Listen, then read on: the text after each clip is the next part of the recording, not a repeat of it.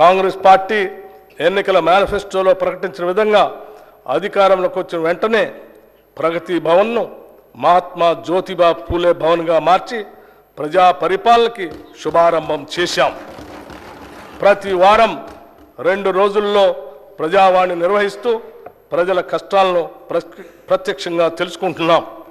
ఈ 2 నెలల్లో 43,054 దరఖాస్తులు వస్తే వాటిలో 14,951 ఇళ్ల కొరకు, 8,927 భూ సమస్యల గురించి, 3,267 పెన్షన్ల గురించి మరియు 3,134 ఉద్యోగ కల్పన గురించి వచ్చాయి. ప్రజావాణిలో వికలాంగులు, వృద్ధులు, మహిళలు మరియు పిల్లల కొరకు ప్రత్యేక కౌంటర్లను ఏర్పాటు చేసి అదనపు సౌకర్యాలు కూడా కల్పించాం. వైద్య సేవల నిమిత్తం వచ్చే రోగుల సహాయార్థం ఆరోగ్యశ్రీ కౌంటర్లను ఏర్పాటు చేశాం.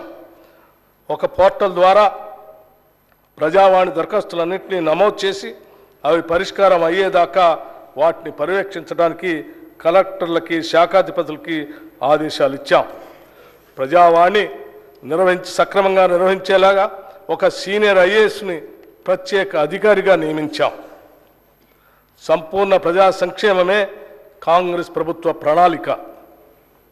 అందుకే 6 హామీలను ప్రజల ముందు ఉంచి వారి ఆమోదంతో ఈ శాసనసభ వేదిక ద్వారా వాటిని అమలు చేసేందుకు మా ప్రణాళికను మీ ముందు ఉంచుతున్నాం.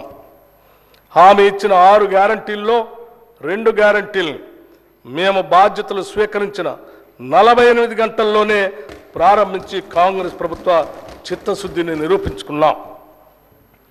6 హామీల అమలుకై అర్హులైన లబ్ధిదారుల నుండి దరఖాస్తులు స్వీకరించడం కోసం ప్రత్యేకంగా డిసెంబర్ 28 నుండి జనవరి 6 వరకు గ్రామాల్లో మరియు వార్డుల్లో సభలు ఏర్పాటు చేయడం జరిగింది.